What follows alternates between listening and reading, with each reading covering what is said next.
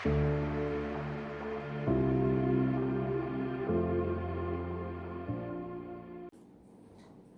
Q&A session එකේදී අපි කතා කරන්න බලාපොරොත්තු වෙන්නේ මෙන්න මේ ප්‍රශ්නේ දරුවන්ට එන ප්‍රශ්න මේවා. කුඹුර භූමිය නැමැති නිෂ්පාදන සාධකයට ඇතුළත් නොවන්නේ ඇයි? කුඹුරක්, හේනක්, වගාබිමක් මොකක් හරි එකක්. ඇයි භූමිය කියන නිෂ්පාදන සාධකයට ඇතුළත් වෙන්නේ නැත්තේ කියලා ප්‍රශ්නයක් දරුවෙකුට ඇවිල්ලා තියෙනවා. දරුවෝ යොමු කරලා තියෙනවා. මම ඒක තමයි අද පැහැදිලි කිරීම කරන්න බලාපොරොත්තු වෙන්නේ. දැන් මේකේ අර letter meaning එක කියන්නේ වචනාර්ථය ගත්තොත් එහෙම මේක හරියනේ. භූමිය කියන එක මේ භූමිය කියලා ගත්තම කුඹුර කියන්නේ භූමියක් තමයි. ඒතර ඒක සාමාන්‍ය විවහාරය අනුව ගත්තොත් ඒක කුඹුර භූමිය තමයි. මේ බිම කියන අදහසට ගන්න පුළුවන් නේ අපිට. හැබැයි මම මෙතන අහන්නේ ආර්ථික විද්‍යාත්මක පැහැදිලි කිරීමට අනුව කුඹුර භූමිය කියන නිෂ්පාදන සාධකයට ඇතුළත් වෙන්නේ නැත්තේ ඇයි? දැන් මේකට තර්කානුකූල අදහසක් අපි දෙන්න ඉපේ. ඇයි මේ ඇතුළත් වෙන්නේ නැත්තේ කියලා. ඇතුළත් වෙන්නේ නැත්තේ භූමිය කියන එක කියන්නේ පොළව බිම කියන අදහස භූමිය කියන නිෂ්පාදන සාධකයට ඇතුළත් වෙන්නේ ඒ තිබෙන ස්වභාවයෙන්ම නිෂ්පාදන කටයුත්තකට භාවිතා කරනවා නම් විතරයි. හැම වෙලෙම දැන් මූලාශ්‍ර දෙන්න කියනවනේ ගුරුවරයෝ මම මූලාශ්‍රයක් ඔයාලට දෙන්නම්. මේ පොත මහාචාර්ය ලිප්සිගේ First Principles of Economics කියන එක. First Principles of Economics කියන පොත මම හිතන්නේ මේක හොයාගන්න ටිකක් අමාරුයි. First Principles of Economics පොත. ඒතර මේකේ පිටු අංක 4 පිටු අංක 4 මෙන්න මේම උපුටනයක් තියෙනවා. මම ඒක ඔයාලට පේන්න මේ තිරේ දිස් කරන්නම්. එතකොට ඒක කියව ගන්න පුළුවන්. මෙන්න මෙහෙම කියනවා. Land includes everything commonly called natural resources.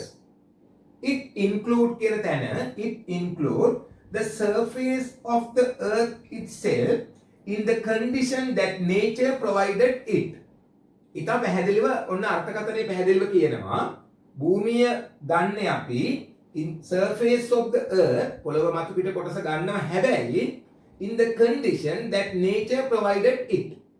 ස්වභාව ධර්මය දුන්න ස්වરૂපයෙන්ම තිබෙනවා නම් පමණයි ඒ කොටස අපි භූමිය කියන නිෂ්පාදන සාධකයට ඇතුළත් කරගන්නේ කියලා ඔන්න කියනවා. එතකොට අපි එතන ඉඳන් කතා කරමුකෝ. එහෙනම් භූමිය කියන එකට ගන්න අපි මහ පොළවේ කොටසක් මොකද්ද the condition nature provided it. ඒ විදිහටම තියෙනවා. ස්වභාව ධර්මය දුන්න ස්වરૂපයෙන් අපි නිෂ්පාදන කටයුත්තක් සඳහා භාවිතා කරනවා. ඒක එහෙම භාවිතා කරන්න පුළුවන් නේ. වෙනස් කිරීම කරන්නේ නැතුව. දැන් කුඹුර අපි හැමෝම දන්නවා. කුඹුර කියලා කියන්නේ ස්වභාව ධර්මය දුන්න ස්වરૂපයෙන්ම භාවිතා කරන්නේ නැහැ. කුඹුරක් කියලා කියන්නේ භූමිය කියන ස්වභාවික සම්පත අරගෙන මිනිසා විසින් ඒක කෘෂි කර්මාන්තයට උචිත විදියට සකස් කර ගන්නවා. අපි හැමෝම දන්නවා. ඒකට ඒකට වෙනම තියෙනවා ක්‍රමවේදයක්. හැමදාම කුඹුරක් කරන්න බෑනේ. ඒ කුඹුරට අදාළව පරිසරය තෝරා ගැනීමේදී සලකා බලන කරුණු ගණනාවක් තියෙනවා. ඒක ලාංකීය ඔය වාපී සංස්කෘතියත් එක්ක ඒකට නැගිලා තියෙන්නේ. ඊට පස්සේ ඇල මාර්ග කපන විදිය, ඊට පස්සේ ඇල මාර්ගයක් සම්බන්ධ වෙන විදිය, ඊට පස්සේ ඒකේ නියරවල්, වක්කඩවල් බඳින ඒවා මේ ඔක්කොම සමස්තයනේ අපි කියන්නේ කුඹුරක් කියලා. ඒතර කුඹුර කියලා කියන්නේ ස්වභාවික භූමිය කෘෂි කර්මාන්තයට උචිත විදියට මිනිසා විසින් සකස් කරගත්ත වගාවීමක්.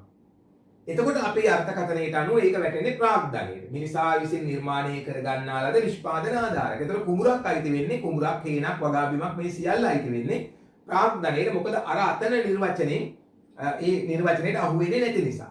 දැන් කෙනෙක් අහන්න පුළුවන් එතකොට එහෙනම් ඉතින් ඔහොම වැළුවොත් කිසි දෙයක් නැහැ. ඔක්කොම තියෙන්නේ අපි වෙනස් කරලා ගත්ත ඒවා. නෑ නෑ වෙනස් කරන්න නැති ඒවා තියෙනවා. දැන් උදාහරණයක් ගන්න. නවසීලන්තේ කිරි නිෂ්පාදනය ගන්න. නවසීලන්තේ කිරි නිෂ්පාදනයේදී යොදා ගන්නවා ස්වභාවික තනබිම්. ස්වභාවික තනබිම අපි වෙනස්කමකට භාජනය කරලා ගන්නෙ නේ. ස්වභාවික තනබිම තියෙනවා, තනකොළ වැවෙනවා. ඉතින් හරක් ගිහින් තනකොළ කනවා. ස්වභාවික විල් තියෙනවා. ඒවයි විල් වලින් ගිහලා වතුර බොනවා. කිරි කියන නිෂ්පාදන කටයුත්තට ඒක උදව් වෙනවා, යොදා ගන්නවා. හැබැයි ඒ ස්වභාවික තනබිම හෝ ස්වභාවික විල් අපි විසින් නිර්මාණය කරපු ඒවා නෙමෙයි.